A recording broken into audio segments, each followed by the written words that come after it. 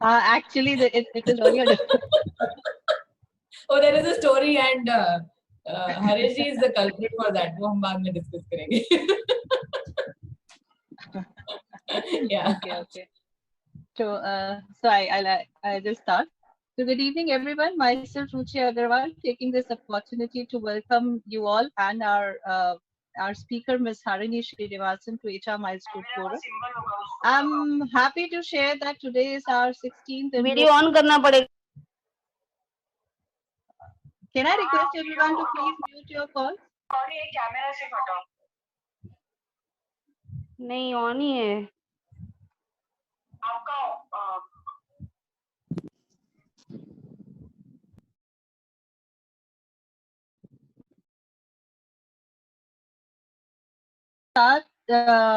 I welcome you all and our speaker, Ms. Harini Srinivasan, to HR Milestone Forum. I'm happy to share that today is our 16th annual Zoom meeting. HR Milestone was a forum started by HR professionals of Ahmedabad, keeping in mind the objective of returning to the profession. And we could really feel that today through initiatives like HR Kitli, Let's Say, Dil Say, and Wonderland of Corporate Jungle. Do join us. Do join our community on www.hrmilestone.com and on YouTube channels. We are present on all the social media. Ms. Harini, I take opportunity to introduce Ms. Harini Srinivasan. She's a certified behavioral analyst, transactional analysis, and design thinking practitioner. She's an agile organization builder with focus on shaping the future of work. A thoughtful human resource leader who believes that business can be turned by leveraging the power of its people. She mentors these schools interns as well. She is currently an affiliate partner of Sempostyle Institute India, a human capital consulting for business transformation. I'm happy to tell you one more information that she will not be having any PPT presentation as she speaks powerful that requires no PPT presentation. So over to you, Ms. Srinivasan. Thank you so much for that generous introduction, Ruchi. So, Wednesday evening, and it's amazing to get together with the fraternity. We never get this chance otherwise to meet everybody on a Wednesday evening. So I've been having a very interesting day today. So there have been back-to-back meetings, and for me it was literally ek haath mein belan or ek haath mein phone kind of juggling day. So, but it has been a very exciting day. So for me to unwind from such a chaotic day, the best way to unwind is to tell a story to all of you. So in my story, there are characters, and obviously for characters, for simplicity, and for us to be able to understand the story, there are going to be names. Now, if the story, the names, and any situation in the story seems familiar to you, the disclaimer is that it's purely coincidental and it's not intentional. It's not meant to hurt anybody's sentiments, okay? So if there's anybody who's going to join the call a little later, we'll ensure that this disclaimer reaches them. Absolutely all characters in the story and the situations in the story are purely coincidental, even if you find a resemblance. So with that, let's start. So there were three girls in my childhood when we were in class 5, and their names were Aarti, Bharti, and Kirti. Okay. So so there was a birthday party of one of the children in the class. So Aarti's gift was something that it was one of those return gifts which she got from someone else. She packaged that because she was anyways not going to use it, and she came and gave that to the child. Bharti knew this girl a little better. So what Bharti did is she thought that an encyclopedia would be a great gift for her, because this girl, let's call her Jaya for convenience, she felt that Jaya is somebody who likes to read a lot of books. So she went ahead and bought an encyclopedia for her. What Kirti did was something very different. So Kirti went back and she tried to recollect all the conversations that she's been having with Jaya over the last few weeks as a run-up to her birthday. And she was trying to figure out what was in those conversations where Jaya felt that there is this thing that she's really looking forward to having as a gift on her birthday.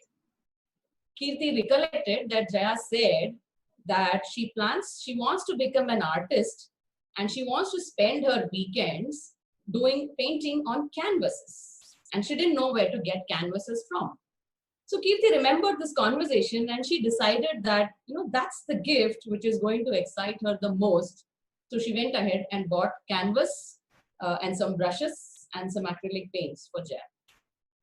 Scene 2 is Jaya's birthday party. So all the kids come and we're all there and we give away our gifts to her.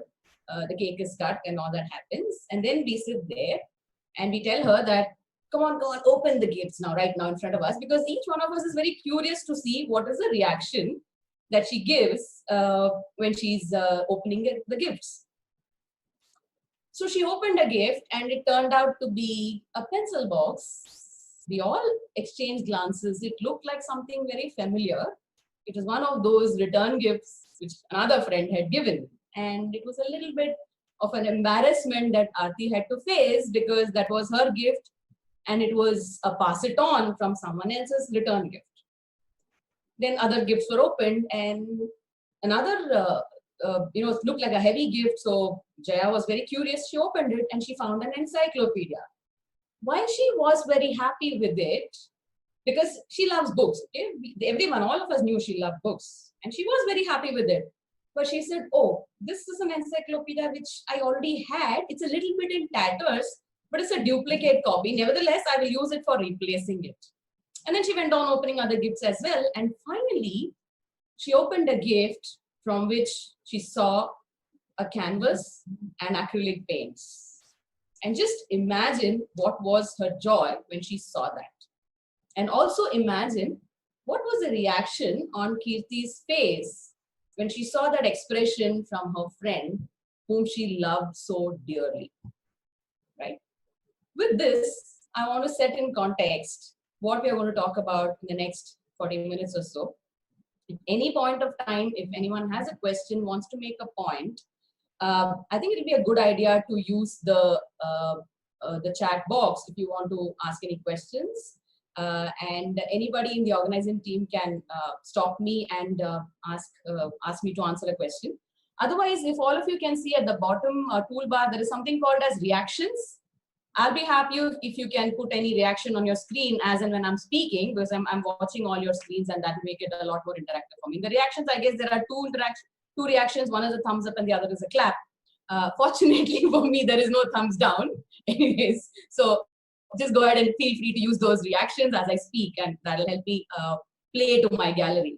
I purposely don't come with a PowerPoint because I love to play to my gallery. So you're my audience and I'm going to play what you play. Thanks. I saw some thumbs up coming.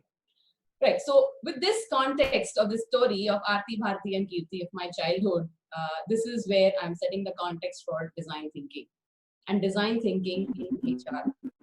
So point number one is let me bust a very popular myth. I'm sure by now most of us are aware, but nevertheless, it's my duty to bust that myth before saying anything. Design thinking is not necessarily meant for products alone.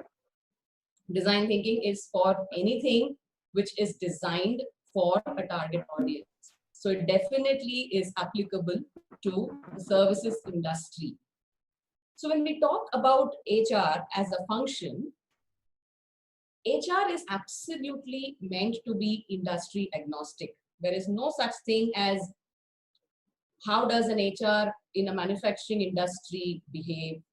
How does an HR in a banking industry behave? How does an HR in a project management consulting industry behave? So on and so forth. And I can tell this to you with guarantee that it is a myth that HR needs to behave differently in different industries, because I myself have worked in 5 different industries. I started as a pharmacist and then moved on to ITES and then moved on to manufacturing and then to project management organization in oil and gas sector, and now into business process reengineering and consulting.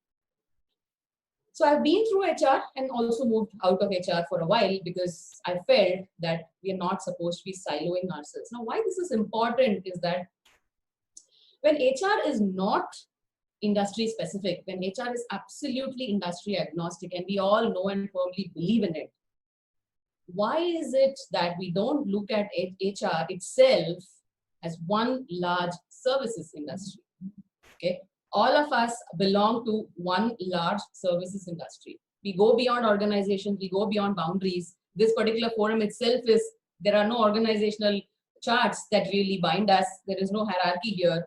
And we are all here sharing information and sharing knowledge. So let's all commit ourselves that HR actually is in itself a services industry. Right? So going back to our characters, Aarti, Bharti, and Kirti. So they grow up, right? So when they grow up, incidentally, all of them become HR professionals. So they all grew up with me. I became a pharmacist. I wasted 5 years doing what I wasn't very happy doing. They joined the HR industry much before me, and they were ahead of me in the lead, in the race in HR. And what I noticed is that a lot of things from their childhood are actually come along with them. So when I came into the HR industry, there was obviously a chance where I got to interact with, I ran into Aarti, Bharti, and Kirti at different situations in forums like this. And we were generally exchanging notes on how life is treating us and what are we doing these days and all of that. And Aarti said, HR is boring. I mean, it's absolutely boring. All that I need to do is make policies, ensure that policies are implemented properly down to the last T, ensure that people are compliant with policies, and so on and so forth. Bharti said, well, I partly agree with you, but HR is not all that boring, because I kind of focus, I focus on what the management needs. And I try to drive that. So at least I have a good hold on the management, and I'm working with management. So there's a lot of synchronization. I know what the business needs. I'm a real HR business partner. So I don't fully agree with Aarti, but yeah, but I do agree it does get boring at times. And I looked at Kirti and she was bubbling. She looked a lot younger than her chronological age. Okay? I was wondering that what is this magic in her that keeps her so energetic and active, even after spending almost 15, 16 years in her profession. And Kirti said, you know what? This is the most exciting profession I could have ever thought of, right? That's because I'm able to give to my people what they want, and in a much better manner than that they can think of. This is precisely what design thinking is all about. Okay? If you're able to service your customer, that is your employees, your people, your stakeholders, and stakeholders include management, your peer level, other departments in the organization, your employees in the organization. I would say even your office security guards who may be appointed through a third-party vendor. It may be even your housekeeping staff. Why not? Each of them becomes your stakeholder, because HR as a function is supposed to consciously practice empathy, which is the key and the first and foremost step in design thinking. And therefore, forget any other business, forget any other vertical, forget any other profession. I think the human capital profession is where design thinking is most apt and most relevant. So what was Kirti's magic? What is it that was making her a lot more excited about her role in HR, a lot more feeling that she's doing a great job? Is she had this empathy. The statement that she made is, I'm able to deliver to my people what they need in a way which is much better than what they expected. So absolutely, she is focusing on getting her stuff absolutely people-centric, and she's evolving things around her people. And that's how design thinking really works. So in my conversation, as I was learning and finding ways, finding my way through HR, I was having these conversations with them. And I was asking them, okay, how do you work on policies then? Because each of you has a very different take on how policies are. So how do you apply your principles in policy making?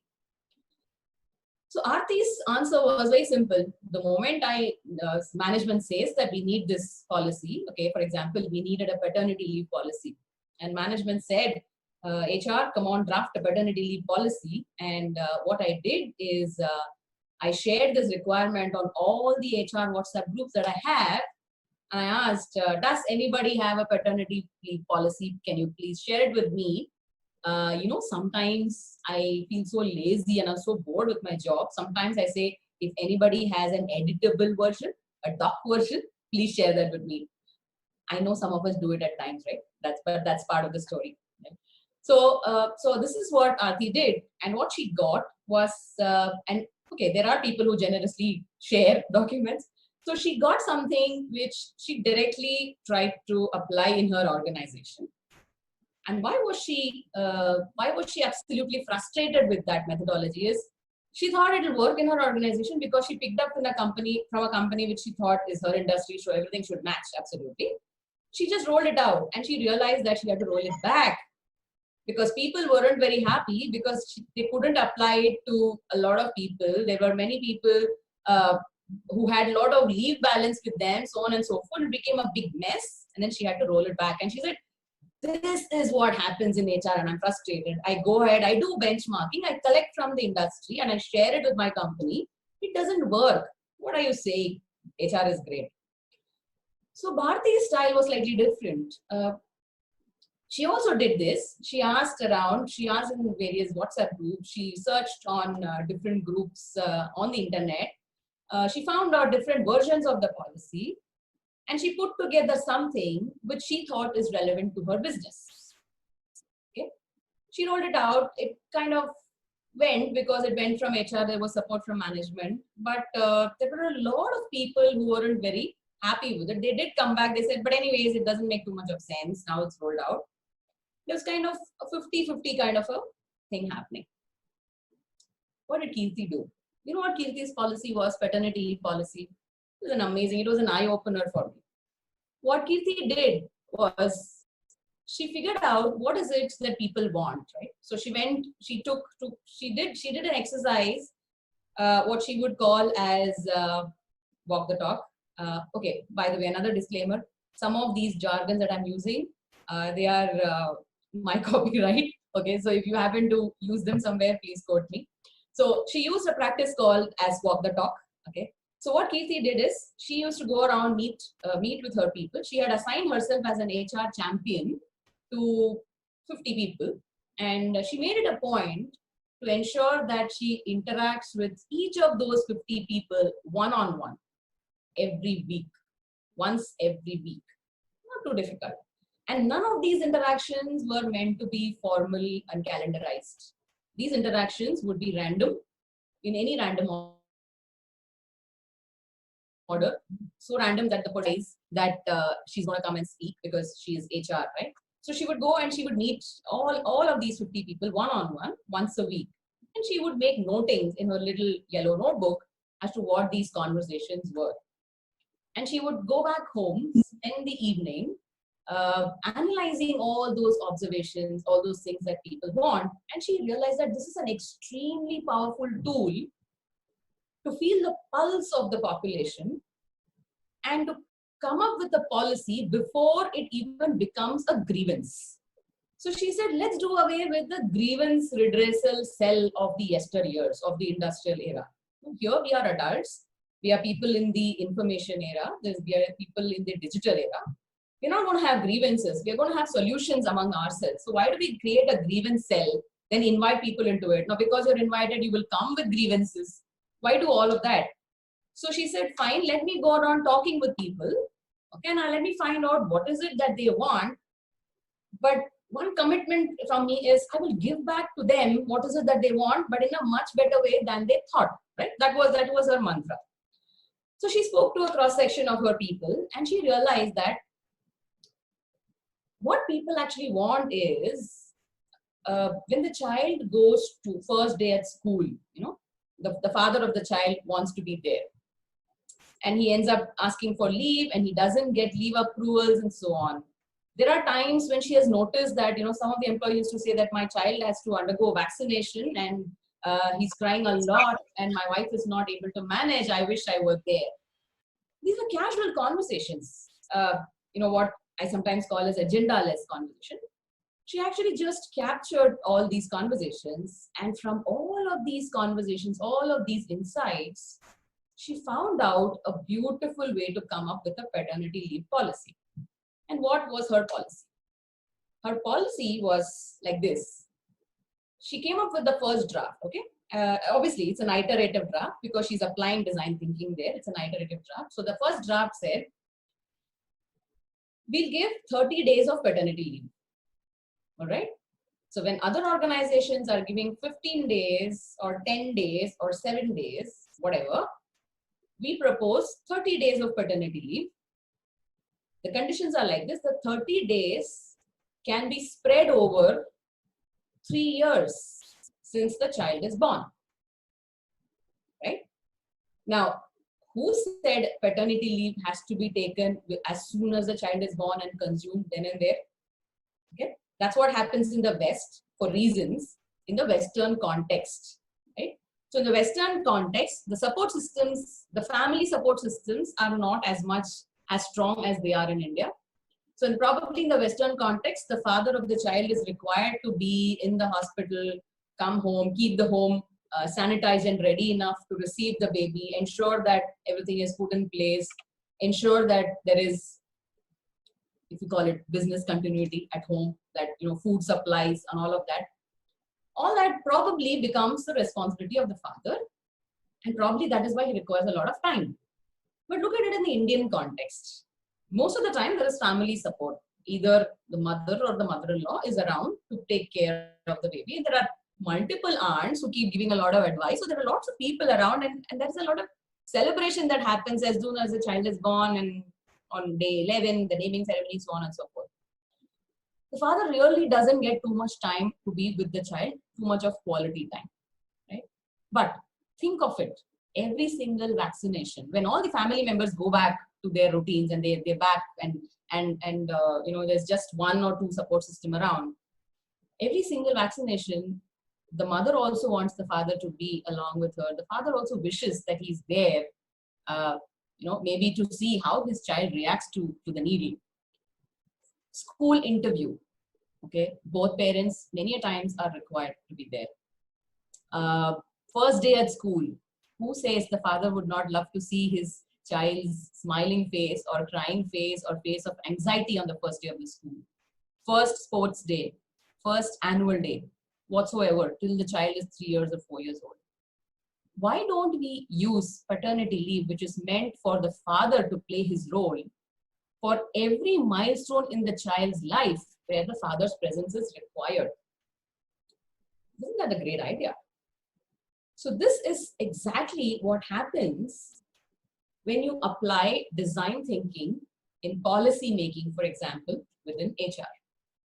So Kirti gave back to her employees a beautiful paternity leave policy, which actually addresses their concerns, which she collected during her walk the talk, as to which are all the times that in a child's life cycle, the touch points where the father is expecting himself to be present and he does not have to utilize any of his vacation days. So what the employees wanted, she gave it back to them in a way which is much better than what they thought. This is a classic example, and it's a real life example, believe me. Only the names are fictitious, but it's a real life example. And it works. Now, how did she apply design thinking here is, she went back on an iterative exercise. Now, she asked those empathy questions in her conversations with people during her walk the talk. She came up with the problem statement, defined the problem statement.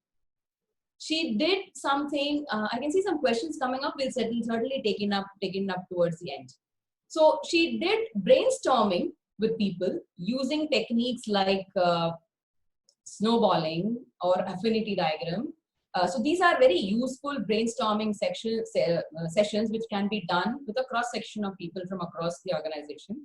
Take your sample people, sample should be as diverse as possible. So get them from across levels, across hierarchy, across age groups, etc.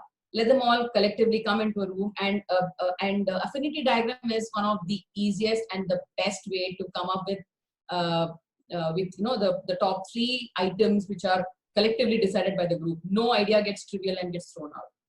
So she did all of this. She came up with a draft policy. Her draft policy was looking very different, where she said that let the employee take 2 months, 60 days of paternity, let us spread it over 5 years.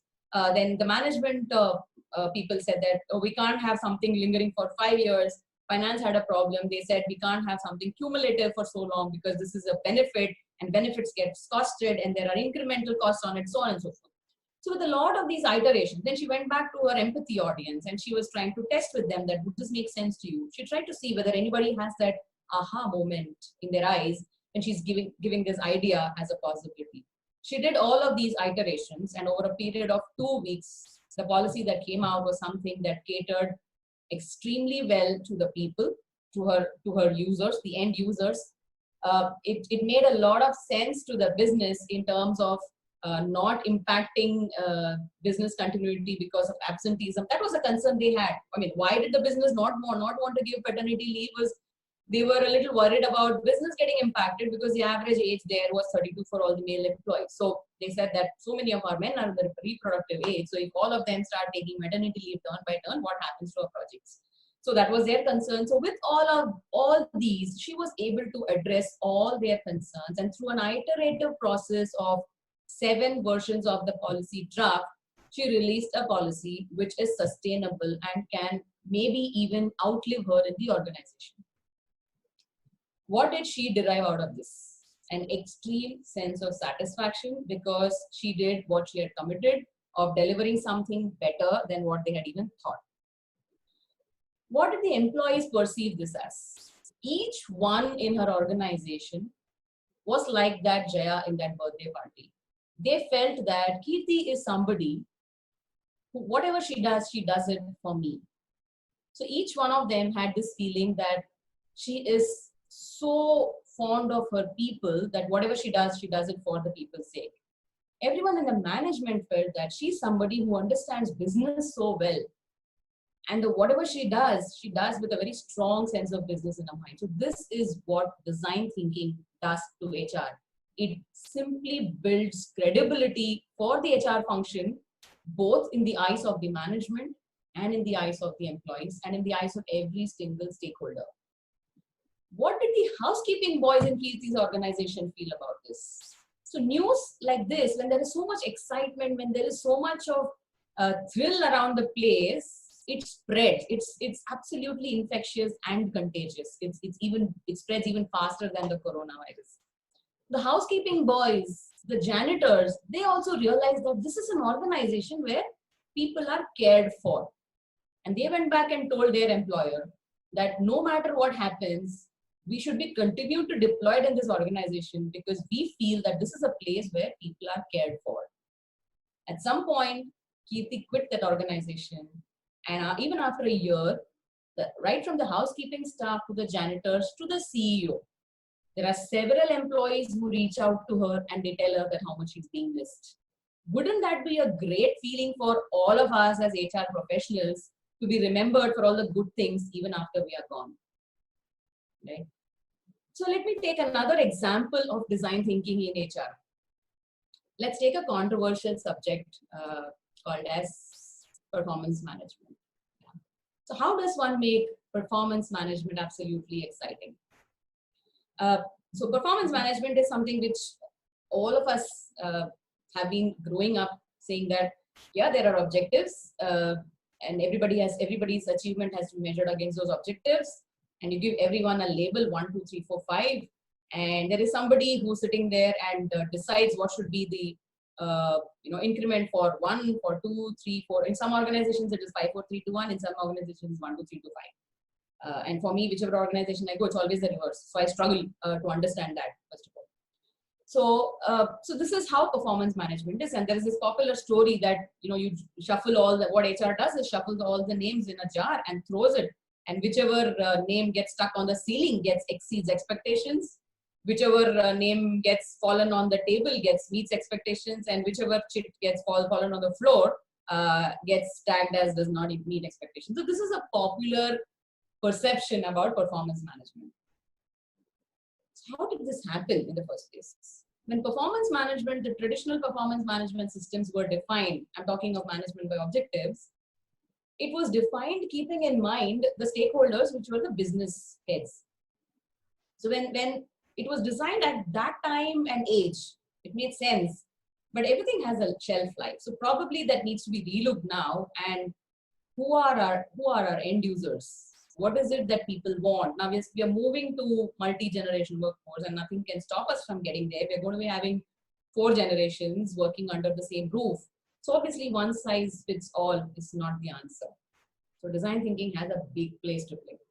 So what can one do about design thinking here and performance management is have those empathy questions.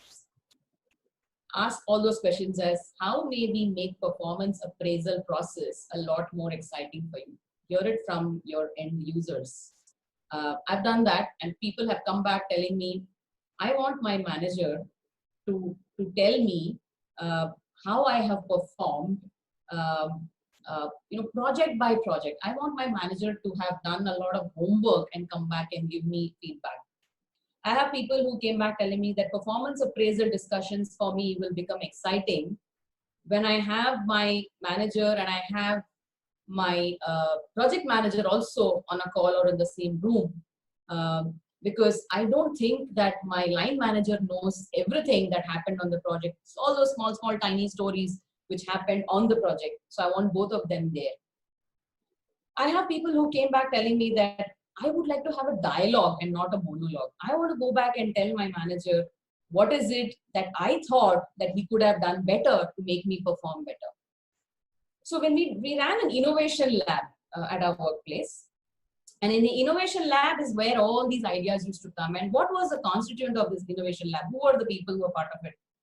The innovation lab had people who are across hierarchy, across functions, and we used to open the lab once a week, and then we used to tell people the innovation lab would be functional between 1 o'clock, 3 o'clock, and people would just come there once a week, do it every week, do it every month, whatever frequency is doable. Depends on how the business is running, progressing. So in the innovation lab, all these ideas came up from people, and they said, why don't we design a performance appraisal process, which is a dialogue, okay? There should be no real structured format, no real rating, but a dialogue, a conversation between people. That was a great idea. Everybody seemed to have consensus in that meeting. And then there was this next challenge which came up saying, okay, if we have to make a dialogue, how do you maintain consistency between managers? There will be some managers like me who will love to talk. You know, I need a mic, I need audience, and I can go on, right? So there'll be some managers who love to talk a lot. There could be some managers who don't want to talk at all. How do you bring in consistency? So then, with another bit of brainstorming, the whole group came with an idea that let's come up with a conversational a framework. We'll give people some help, some nudges. So then they said, no, then if you're going to script the conversation, then the entire essence of it is going to go. So how do you think they're going to make it enjoyable? Then we said, okay, let's make it a facilitated conversation. Some of us, a bunch of us, whoever is managing talent here, we will train ourselves on how we are going to do these conversations. We will lead those conversations. We will prompt managers. We will prompt the appraisee. We'll ensure that the conversation is engaging. And over time, we'll get better. So finally, the group felt it works, and we settled on it. And it was amazing. At that end of that performance appraisal season, anyone who got a low rating also came out feeling happy. Believe me, I did this in a manufacturing industry where things are very traditional, very hierarchical. And till date, this performance appraisal system is still alive and active. Although they have moved into a system where they're doing it online now, nevertheless, they still have those conversations because they feel that by applying design thinking, everyone's idea was taken into it. It was extremely iterative. So there was a buy-in right from top management right down to the junior most stakeholder in it. Even family members had a piece to say when we designed this. So it was so iterative that it has outlived me in the organization. I left this organization in 2014. We are now in 2020, and this methodology still works there. And I keep hearing from them that this is amazing. So this is what design thinking does. Design thinking, to me, builds credibility for HR in the organization. It builds credibility for the HR professional personally. It has done that for me. And last but not the least, it outlives every HR individual. Why not we leave an organization saying this is XYZ's process and let that outlive you in that organization, or maybe even outlive let me say me in this world. So I really want to be remembered after I'm gone. So why don't I do things where people remember me really for the good things after I'm gone? And that's where design thinking comes. I saw a lot of questions coming up, and we have 20 minutes more. So I would like to take some of the questions and deliberate, because I have one commitment I make is every single question deserves an answer. So I'll try and answer almost all the questions right here for the benefit of everyone. In case we run out of time, or in case Harish or anybody asks me to shut up, I'll take those questions. I'll have those questions sent to me, and I'll definitely answer. But I think we should go to the questions. So how would we want to do it? Shall I call out a name, and that person can unmute himself or herself and ask the question? I think that would be good. Let me go to the first question. There are a lot of good evenings. Somebody called KM says, good, simple, insightful. Thank you very much. Gauri, brilliantly put. Thank you very much. Amazing example. Thank you very Harini, much. that will take too much of your time. I think someone from the team can go through the questions and ask you, and you can answer them. I'm okay. That will be easier for anyway, you. I just spotted one question which says, what will happen if the employee quits after 3 months or so? I think this is on the paternity leave policy, right? Yeah. So who is this MS? You can unmute yourself. Yeah. Okay. So this is on the paternity leave policy, isn't it? Yes, ma'am. Hi. Yeah. Okay. So the example was very specific to that organization. In that organization, attrition rate is not very high. So it was very easy for them. So they discussed all that, and they came up with a 3-year timeline. I know of another organization which thought it makes sense to do it even for 5 years. It's an organization call. Obviously, since it is a benefit, it is a paid benefit. There were controls put in place. If a person quits, then he forfeits some monetary value of that benefit, so on and so forth. So there can be controls. It's an excellent idea. Even I just thought of implementing it, but my only concern is if you're spreading over the leaves for 2 years or 3 years, what will happen if the employee quits the organization? Maybe it could be due to an unavoidable situation. If that is the case, that could be reimbursed, or yeah. You can put in some kind of control. You can put in some kind of cost for damage. And that can be recovered. That's absolutely fine. But all that. But the most important thing is you have to be absolutely transparent about this methodology when you're rolling out the policy. Withdrawal from a scheme has to be very, very crystal clear when you're rolling it out itself. You cannot do it. You cannot say that we'll cross the bridge when it comes, because the moment you do that, all the credibility you gained in the first place will go for a toss. Right. So any policy which talks about, which has a monetary value, whether it is real or notional attached to it, if there is a withdrawal from that policy by the employer or by the employee, there needs to be that methodology which has to be clarified right in the front. And I'm sure that organization did that. So okay. Thanks. Thank you. Yes. Harini, yeah. Purnima here. Yes, thank you. That was a great session. I loved the storytelling. So you mentioned about the performance appraisal where even the family members were involved. I mean, to some extent. So what was that actually? Yeah. Okay. So that was done with a bit of a purpose. Why we involved family members there was that morale was extremely low in that organization for a reason. There was a new manufacturing facility coming up in the far-flung outskirts away from Mumbai, Thane, and the plant was at Thane. The original plant was at Thane, and we were in the situation of shifting everybody and shutting down this plant and converting this into a corporate office. So this involved, it brought up a lot of unhappiness among the blue-collared workers. The operations team, the team that was actually handling manufacturing, not just the blue-collared, but the engineers who were running the factory, were extremely upset about the distance they'll have to travel and all of that. If we had just, one advice which came to us from global corporate was just put up a notice, shut down the factory after 2 days if no one, if you've given them enough of chance to look at it, and then just shift everything over there. Okay. That would have been like Aarti's story, right?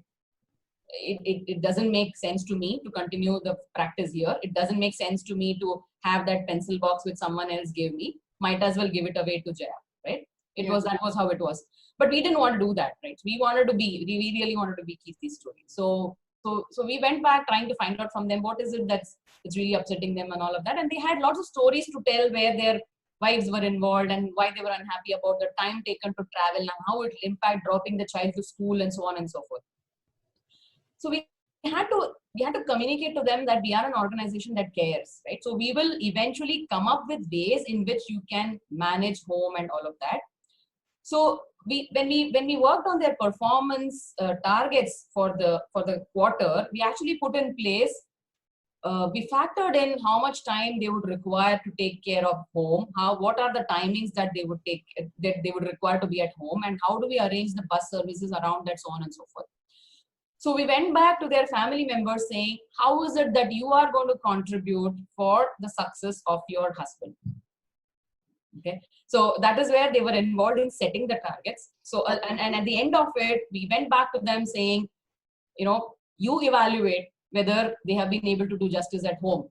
Of course, no increments was based on that output. But what happened is the productivity of each of these engineers when they were on the shop floor, when they were supervising the production on the line, it was amazing because they didn't have to worry about what is happening at home. They knew that their wives were taken care of. They're not going to complain when they go back home. So that was the effect it had. When we did it, we didn't really think that this is going to work like this. But it was magical. It was simply magical. So when we went back and asked them how was their quality time at home, and how did the wife's contribution help in this individual's doing very well, they were able to talk stories. And we decided to give away our employee of the year, etc. awards, which we used to do it randomly at any time through anyone's hands. We said we will do it in the annual day where we invite family members as well.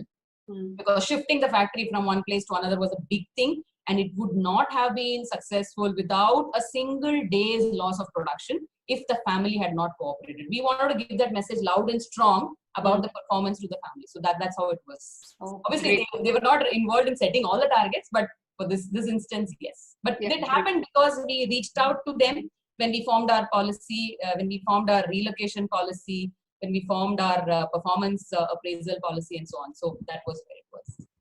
I saw another question from Gauri. Okay, thank you.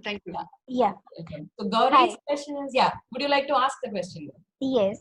So it is very interesting, and it would be very nice to know how it was really executed.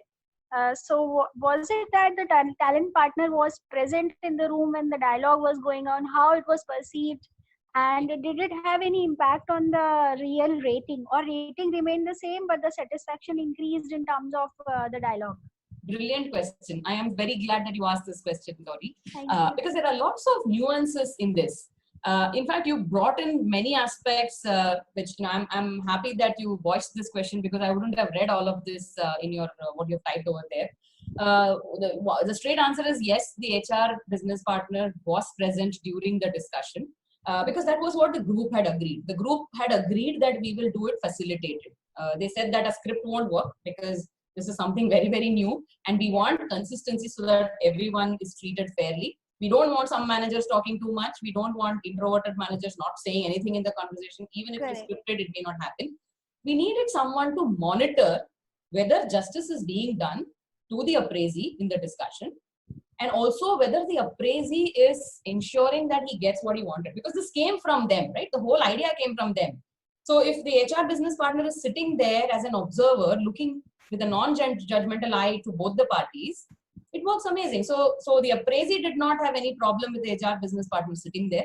The manager did not have any problem with the HR business partner sitting there, because the HR was not making any judgmental comments, was not making any judgmental articulation, or even asking any questions. HR role was only to ensure that the conversation goes without bias, just to play the role of a bias interrupter. Because sometimes these conversations get a little sticky. Yeah, right. It can get a little fiery. So there was somebody to douse the fire. There was someone to bring in some life into it. Not ensure that both the parties have an adult-to-adult conversation, not a parent-child, because it's very odd. Automatically, the manager takes the parent ego state at most times, saying that if I were you, I would have done this, right? And immediately the appraisee goes into a defensive state and says, I didn't have any support from you. What do you expect me to have done? And that conversation is absolutely non-productive. And the outcome of that would have been a typical does not meet expectations kind of a sticker label on the head. Outcome of this was there was a dialogue. HR's role was to ensure that both of them are made conscious. And obviously it was not very difficult because some of these people were part of that innovation lab. Right? So it was not a total surprise to them as to why we are sitting there. So it was The ownership was already there. Yes, yes. And every manager felt accountable both for the success and the failure. Most importantly, failure. Like I keep saying to my team that failure is mine and success is yours. Right? So everyone started getting that feeling. And once it became normal, and it's a conversation, and then HR can slowly withdraw. But it always makes sense because, you know, if you are a behavioral scientist, you don't even need to have a certification. But if you're a human resource professional, it's very important that you understand psychology because every day of your life you're dealing with people, right? So if you want to understand psychology, if you want to become a practitioner, it makes sense to observe. So you can always say that, you know, our role is to observe. We're not going to step on your shoes. We're not going to play your role. We're not going to even influence you. But let me just sit as an observer. It'll help. And it works. Okay. And did it have any impact on the rating? Rating, yeah. That's a good point that you brought in, which is not written here. Yes. So the rating is something which we said in this situation. Do not communicate any rating in that appraisal discussion.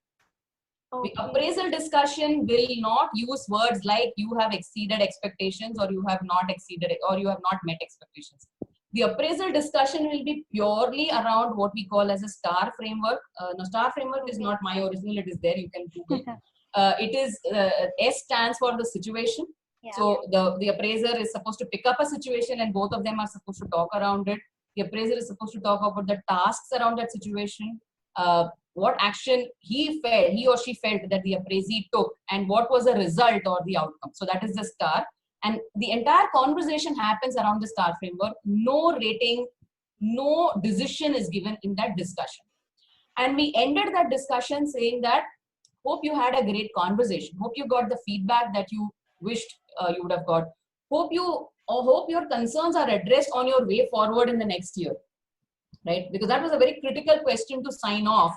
Because you're drawing that connecting bridge. Like in a relay race, you don't throw the baton, right? You hand it over. So you have to hold it, you know, for a few microseconds so that the baton doesn't drop. And you're leading this person into the next year. So we ended this conversation with this. And then we said that this is how it is between you and me, but we are a large organization. So we have to look at how everyone's work has impacted the overall business. So there will be some ratings that will happen towards the end of this entire exercise, eliminating certain biases and all of that. We will also look at how we benchmark you vis-a-vis the data that we have from the market. And based on that, some incremental percentage will be communicated to you later. So we kept it very, very, very as though it's a process. There is a lot of backup, and we committed to them that if you have any questions around why you were rated so much or why you were given this increase, we will show you transparent data as to what transpired here. So with that commitment, when you sign off, they go back with a lot of feel good. They feel they're part of this entire exercise. They don't feel like you know, they are caged animals in the zoo. So that's what it did. Thank you so much. It was really useful. Thanks. Harini, you took some great examples. This is Harmeet. My question to you is this constraint getting shifted in some way? So while probably the part of the discussion that happens around appraisal, the employee is not really concerned about the outcome in terms of ratings, but somewhere after having a feel-good factor, sooner or later, the employee gets to know about the rating. So while probably we have used that opportunity not to really unsettle the employee, but somewhere along we come back to the rating mechanism again. So I love your concept of design thinking. Is there a way by which some good organizations, the way they have done it completely away with the rating? Can we use both design thinking and doing away completely with the rating as a means to manage the performance? That's a question. Absolutely. We did that precisely because rating was something, you know, when we did these empathy conversations, one of the things people were extremely upset is, yaar, mere upar label chipka diya. 3 saal, if it is meets expectation, chauthe saal mein kuch nahi milega. It literally came to that, saying this is a label, okay, that I have met expectations. Met expectations means average. Because people go with the sometimes words are a little confusing. No, meets expectations is in the middle of the 5-point scale. So people assume that it is average, right? So even if I try to convince them very hard that meets expectation means you have met your expectations, it is not average, you are actually fitting the role. Still the feeling is wo scale ke beech mein hai, so it is average, I will not get anything. And it is next to impossible to satisfy somebody saying that it's all good. I tried that and I failed, it didn't work. Then I realized that why put labels at all? Okay, are they apples in the supermarket where I'm sticking a barcode on everyone? No, I mean, they're humans, right? So let's not get into sticking labels to anybody. So we did away with the rating in the sense, no rating is communicated to any employee. We are not saying anywhere in the letter that you are meeting expectations or you're exceeding or what. We are not saying that. Our communication to every employee simply says that your performance was evaluated based on your discussion that happened around, using the star framework, taking feedback from all your stakeholders whom you had wanted us to talk to, and your salary increase is based on your tenure in the organization, your performance, your potential, as well as your position in the market, right? So nobody saw anything about why am I this rating, why is that person that rating. Of course, questions came. Nothing is a secret. We all know information gets shared. So people did come asking, I got 10%. Why did someone else get 14%? Those questions did come. Okay. But we had committed in the beginning saying, whatever is the decision taken for you individually, we will show it to you, the entire background working. So when we did the background working, we had done a position to position benchmarking with the market. Okay. And we had put in the min, max, median against each individual's name for that particular role. So for example, if it was a senior engineer from the production department, so we said senior engineer production department with the 10 companies, comparator companies, we showed them these are the 10 companies, senior engineer definition is this, so it's exactly mapping with your role. This is the min, max, median. With your kind of experience, you are already at the 75th percentile, but you're a great performer, so we didn't want you to dip from there. So we're retaining at 75th percentile, the 10% retains towards the 75th percentile. And this is a scientific working. So there was no grievance as to why this increase and why that. Of course, we had removed the label of rating. We had done a ranking in the background only for us to do certain analytics. Like if somebody is consistently rated very high, suppose somebody is consistently rated exceeds expectations, is there any such person with a consistent rating who is below the median? Then we should not skip correcting that person. So we use the ranking only for us to do these analytics and come up with these decisions on salary. But we did not give it to them, and it's not required. Rankings is useful. Using the bell curve as a leading indicator is incorrect. Using it as a lagging indicator is probably better. That is, do not use a screwdriver to nail, poke a nail in the wall. You'll end up damaging your finger. So don't use a bell curve to fit somebody and label someone, but definitely use it to identify who are your top talent and bottom talent, because you need to treat them differently. That's all. So ranking was done, but not communicated. And communication was kept as much transparent as possible, at least for that individual. So no harm telling a person why we did something for you. You don't have to share other person's data, but this. And as long as the source is known, very little questions are asked. Thanks, Harini. You're welcome. Ms. Hirani, hello, Yes. Rahul this side. Yes, Rahul.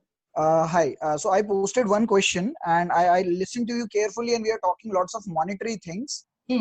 Let's talk on developmental aspect a bit, right? Yes. Whenever Yes. it comes to the performance appraisal season, we are tagged as in the guys who will be increasing our money.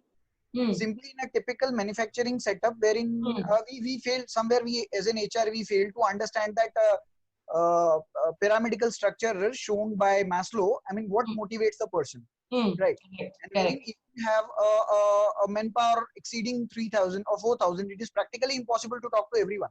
Yes, yes. Or to monitor their managerial conversations one-to-one whenever they are doing, let it be in shifts or whatever it is. Second reality is that every time they are talking is like I heard you and we said that we are not discussing the ratings, but over there only ratings are discussed in a typical dialogue of performance appraisal system. Yeah. Right. Absolutely And right. I have right. and even talking to HR also, it is not an untouched place wherein a person, he talks about ratings. And by the end of the day, coming out of the place, we come like, okay, we are performing, we are exceeding, we are improving, whatever it is. There is very less dialogue about that. This is your skill, this is your performance. To enhance up to this level, you require so-and-so training. You need to know so-and-so subjects. You need to acquire so-and-so skills. Yes. This is somewhere lagging behind. It's not a part of a bell curve because it's not a monetary aspect. Correct. To be very honest.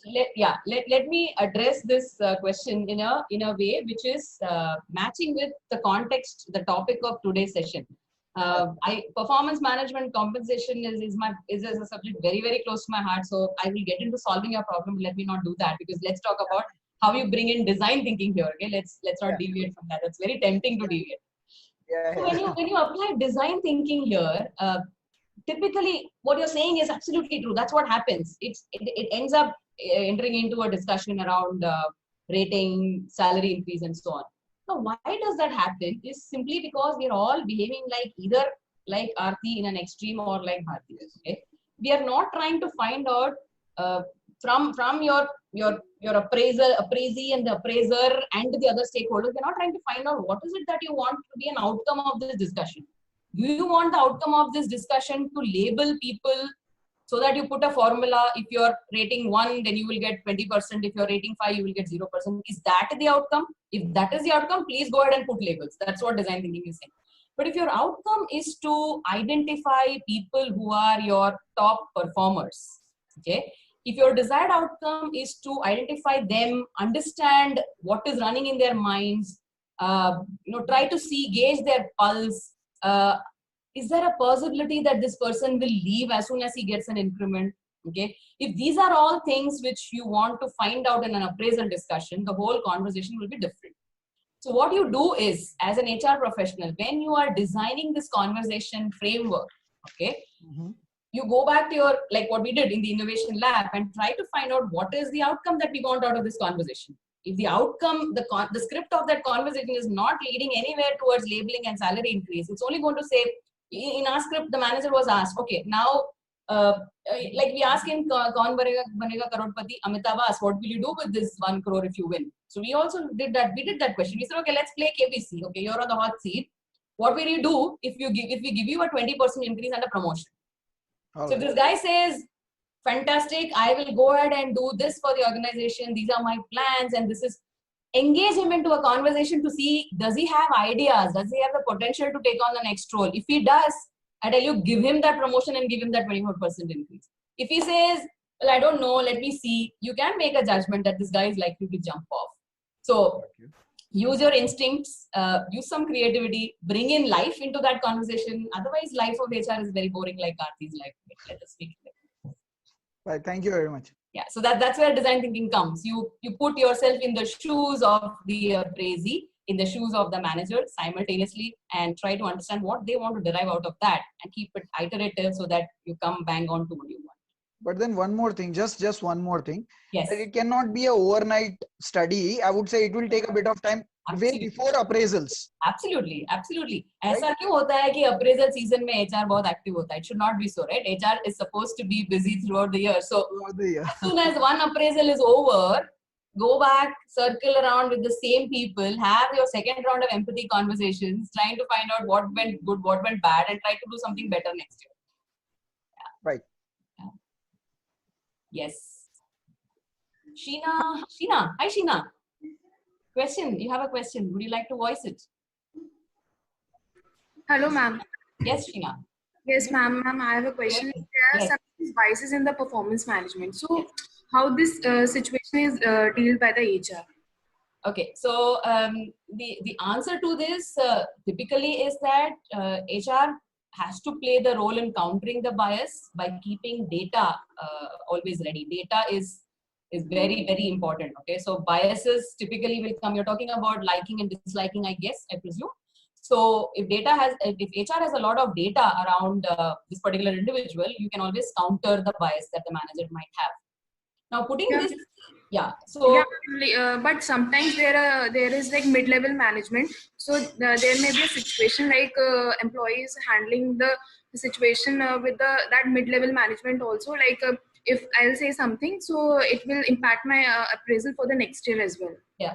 So that's what. So first of all, like Rahul said, it's not an overnight change. Okay, if credibility of HR is built in, when trust is developed, people will not worry about what will happen, how it will impact the next year's appraisal. They know that HR is listening, HR is their champion, and HR will handle.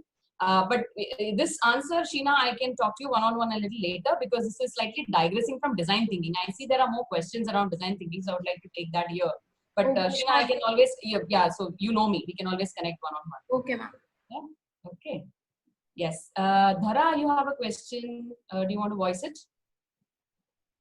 Yes, actually, I think Dhara's question and Anita's question, and I think is the same, slightly, sequential. So Dhara can ask the question, and Anita can also follow it up. yes, my concern is about onboarding the employees. So, as we already know that if the start is good, then the end will be, end should not be there, but the start should be so clear and transparent. So that's where, and in my office, there is a lot of mobility going on, and we are recruiting in batch, and we are growing day by day. So we need to do onboarding of 10 people a day. So in that, anyway, design thinking can help us. Yes, absolutely. So design thinking obviously helps everywhere, in every employee touch point in the employee life cycle. Okay, so definitely onboarding being the first touch point when the person joins the organization, it plays a role. So I'll give you an example of what we tried in one of my organizations. So when we applied design thinking there in our empathy conversations, we used to do our empathy conversations with people who have finished with their onboarding process. Because we felt that it was becoming very dull, boring, and we needed to change it. So what we realized that this was a project management organization which had a global presence, and people were onboarded and immediately deployed on projects.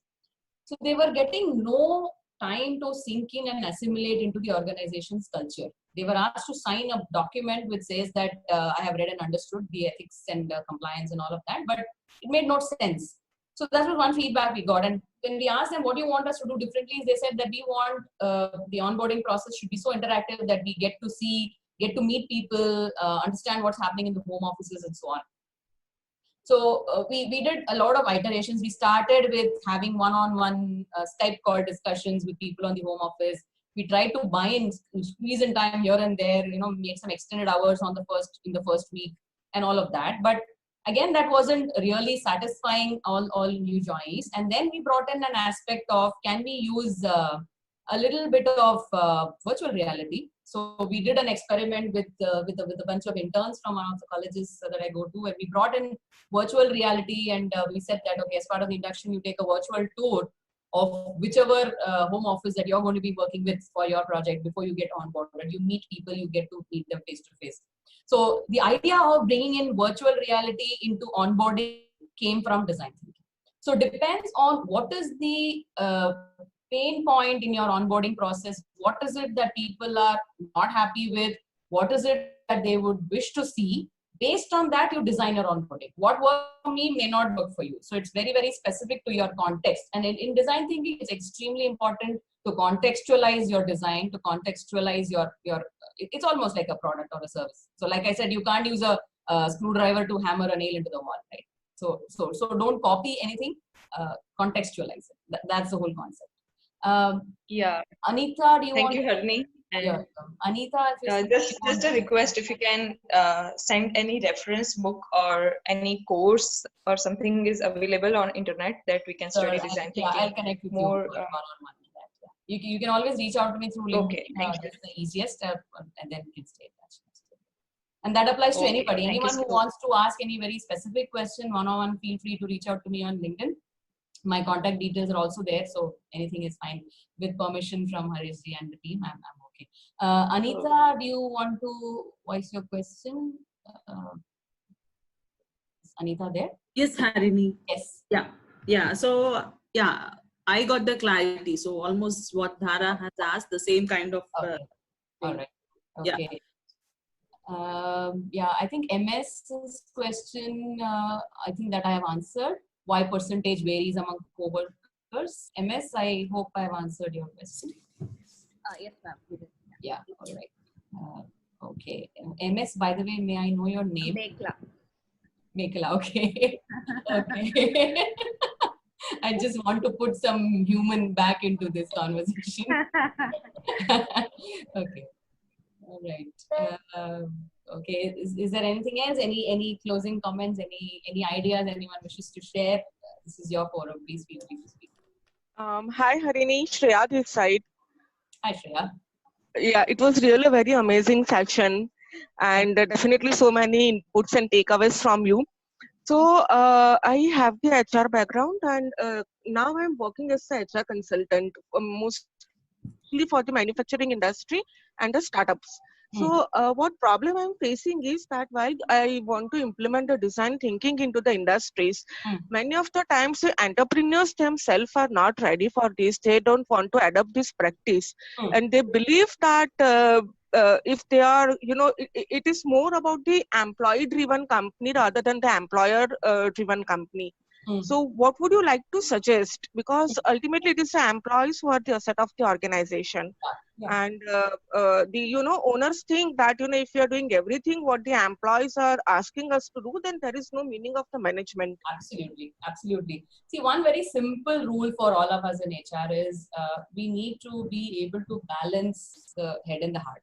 Okay, so we cannot afford to take any decision which is absolutely business oriented, that is only thinking through the head as to how this is going to impact the business, and your decisions cannot be completely biased towards that.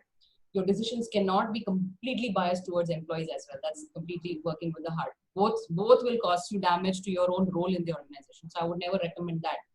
When you balancing your head and the heart, you will obviously come up with a way to balance between your management and your people, so that you come up with a decision which is making sense to all. Another simple rule is the moment HR goes and tells management that I wish to use this technique, let's say design thinking, it is a jargon word for most people, and they'll say it won't work. Okay, and even if you say that it worked in IDEO, it worked here, it worked there, they say those are different organizations. It won't work in our industry. So what I suggest is you don't have to go ahead and tell anybody that you're going to use this technique or this tool. Okay, it's just that you have to start practicing. Start with empathy. That is the key. Start with empathy. The moment you start practicing empathy, and okay, the only word of caution here is empathy should not be only with the employees. Then you're working only with your heart.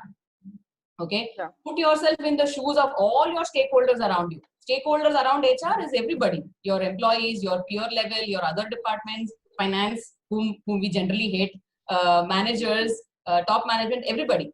Your empathy conversation should be with all of them. Then collectively what you assimilate will be what everybody wants together. So when you do any process change, do the empathy conversations with a cross section of the organization. Get these cross-section representatives into a room to discuss possibilities. Get a collective consent of everybody, and then release a draft which this group will verify. Without anybody's knowing, you would have deployed design thinking. And you would, believe me, you wouldn't even have spent a rupee in all of this. It's just your salary which takes care, and you would have applied design thinking. It's as simple as that. And you have a buy-in from everyone. So that's it. Okay, thank you so much. Try it and it'll work. Last Yeah, question. definitely I'm going to try. Yeah. Last And if question. you don't lose anything, so it's okay. I would like to talk to you more on this. So I already have sent you the LinkedIn connection request. Sure. Right, we'll talk in detail later on. Thank you. So can I ask the last question? You're saying it's the last question? Okay, I like that. You've decided. No, actually, Harish sir already told that it will be a last question. Okay. That's why. So your permission is there. One more question will take. Chalo, one more question will take. Thank you. So Harini, it is indeed a wonderful session you had. What I understood out of your entire interaction is there is a kind of progress we made as HR professional from traditional practices to transactional to traditional to now HR business partner role. So what are those few things which we either start or continue or stop doing as HR professionals in our current context of work? Okay. What what all of us have to stop doing is stop policing, stop playing cop. Okay. HR is not meant to be the police function. HR is not meant to say that you do this, you're good. You don't do this, you're non-compliant, you're going to be jailed. So stop policing. What you continue doing is collecting data and converting it to useful information. Continue doing that. And what you should start doing is start practicing psychology. You don't need a degree because you're not going to do any therapy for anyone. But practicing psychology in the sense observing people as people, observing their reactions on small things, observing how their emotions change when you're delivering something. You start doing all of that, and then you will become an absolutely you'll move towards becoming a more effective HR professional, and that's actually the crux of design thinking.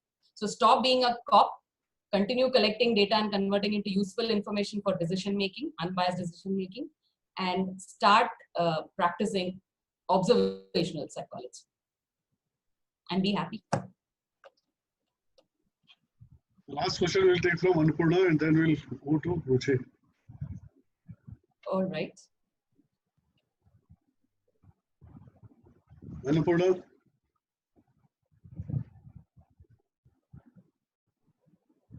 No, I think she has. Okay, Ruchi. Annapurna did she hear you? I think she's left. Oh, okay. Okay, Ruchi. Thank you, Hani. It was really an amazing session, and you really burst the myth that design thinking is only for a product. HR actually is a service industry, and the key is empathy, connection. This is what we learned, and it is really an eye opener for all of us HR sitting out here, that we should walk the talk, connect with people, and keep empathy. Thank you very much for the session. Thank you very much. And team and tomorrow we have oh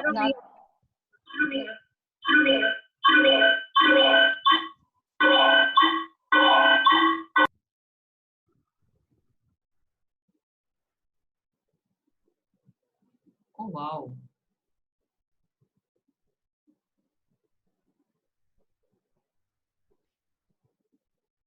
This is an amazing session tomorrow.